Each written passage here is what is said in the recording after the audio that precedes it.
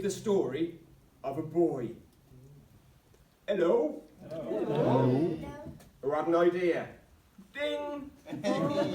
But now I think about it, this story actually takes place just before the electric light bulb reached the Forest of Dean in about 1978. So I don't know what having an idea looks like. I'll have a think. This is the story about a boy. Hello! Hello. Who had an idea?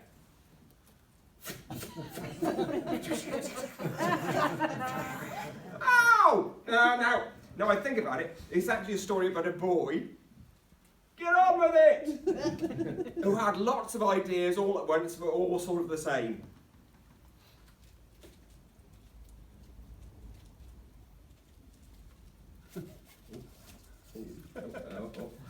Oh, it did my hand.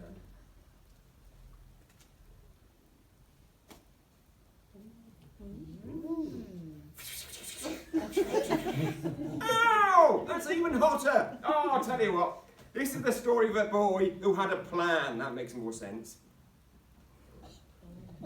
Yes, I know. Oh, how he was going to go step by step from the little house, the little hovel he shared with his mother, to living in the big house where the squire lived. All right, squire, get out of it. It's my house now.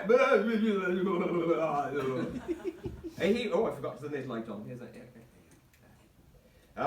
So he would go. His story would involve him joining the army, left, right, and thinking outside the box, and putting his best foot forward, and climbing right up the wall. And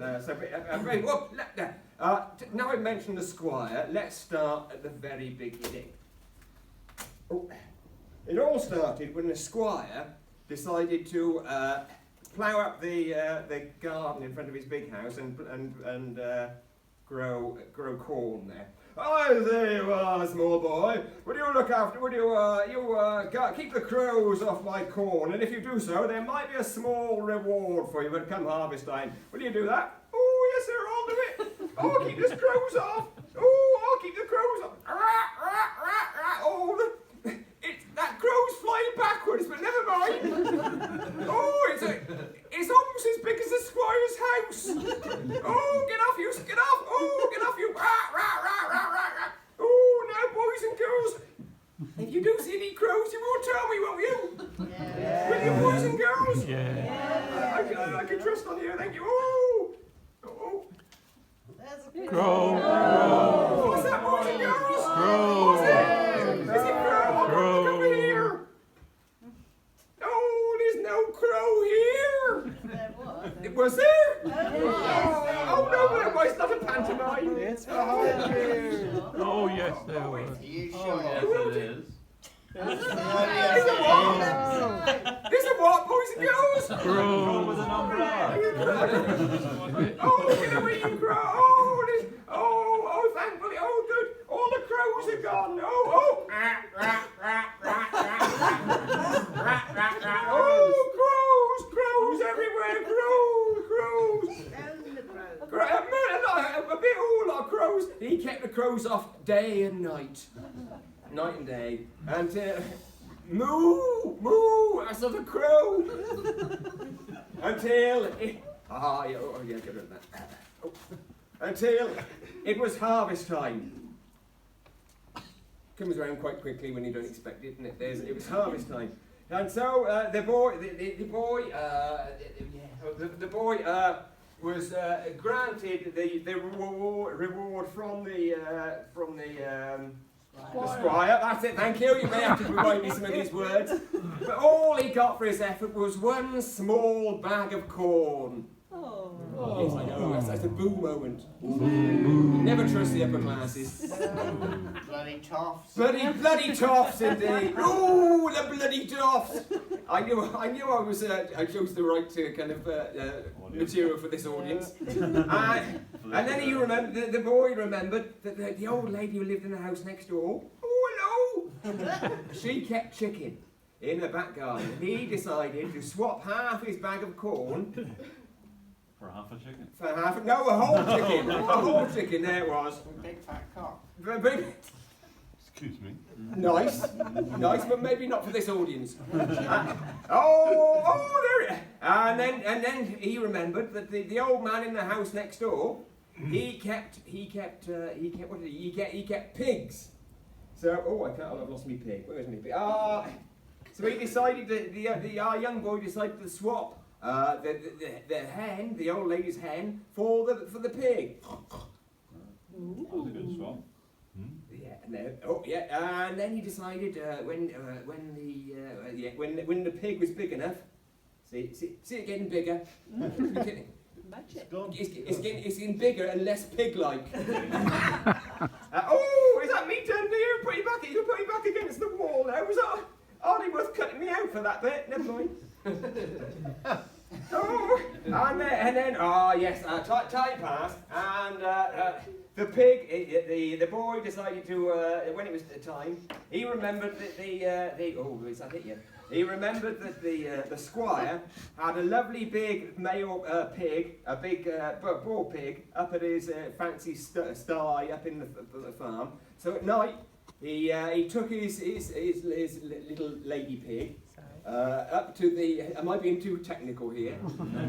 Up to in the moonlight to the squire's pigsty, and he put his lady pig with the squire's man pig, and sometime later. Yeah, lots of them. He had a surprisingly fancy litter of pigs born. There you are, that was them being born. It tends to be a more complicated process than that, I noticed usually. And when the pigs were big enough, you see them getting bigger and less pig-like, he took them to market and he sold them for some sheep. And he kept the ewe lambs up on the common. And when they were big enough, he remembered the squire had a fancy ram up in his. Can you see him? There he is. He's anatomically perfect. Always put the friend will notice. And when he introduces. He introduces. And there was. He soon had a lovely litter of piglets again, which is odd. I couldn't find the lambs, and then they were born again. It's a much more difficult process than that. And he took them to market. And with the I got a lot of pieces of cardboard back here now. I'll put them over there. When he took some of the money, he went into town and he bought himself a fancy suit. Was a fancy suit, and he went to the village barn dance where the squire there was the squire's daughter, and lovely. She'll show you her knee. She's a beauty. She'll show you her knee, but I haven't got the scissors to cut her dress iron. So they danced. Mostly hopping up and down. Irish dance. Some Vitus dance. And that night, he went up to the squire's house and took her up to London with him. And they got married. They got married. Oh yeah, there you are. They got married up in London. Oh, that's lovely. Oh yeah. And no, wait a minute, I've forgotten. Let's go back a bit. Let's go to the barn dance. They were at the barn dance, and he looked. Where was that called? Oh yeah. No, that's not it. No, where did it go? Did she lose a slipper? Eh? Did she lose a slipper? She didn't. No, that's a different story. Don't confuse me now. That was the nice bit. Oh, there it is. Ah, yes. He looked at her,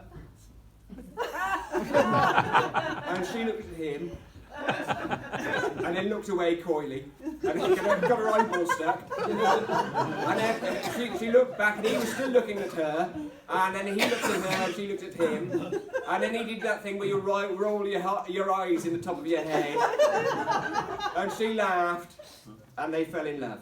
Oh. And that, yes, and that's the point when yeah, I remember. Then they went up to London. Yeah. They went up to London and got married. And when they came back, of course, she was pregnant. I can't find her, so he was pregnant. There he was. He was pregnant. Although he might have been wearing a bustle. Oh, he was like an angel. She was like an angel to him. They go up there, she flies off. And of course, then when they got married, oh, time passed. And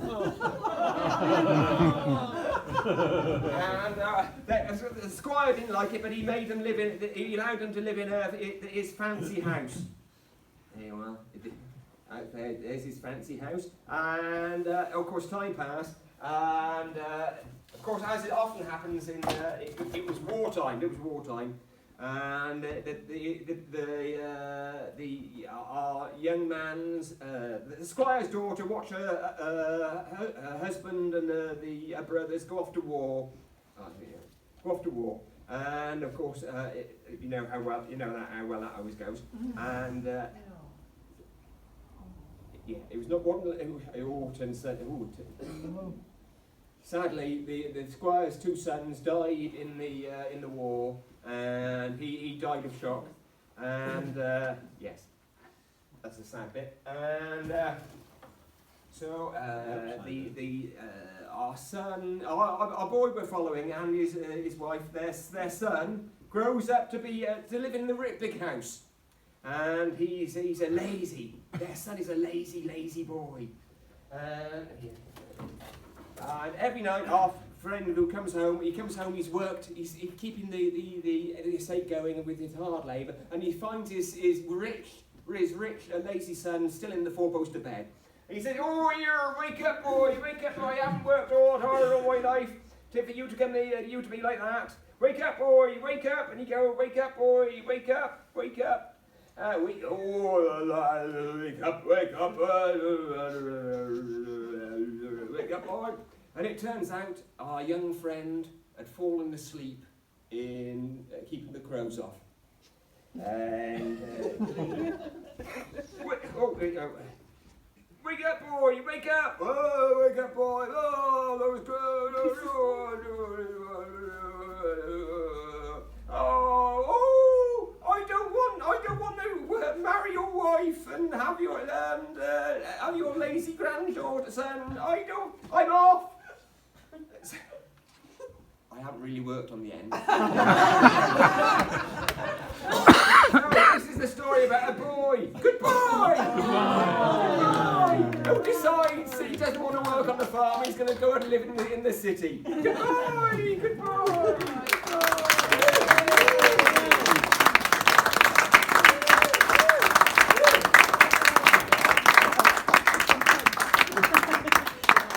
Days yet.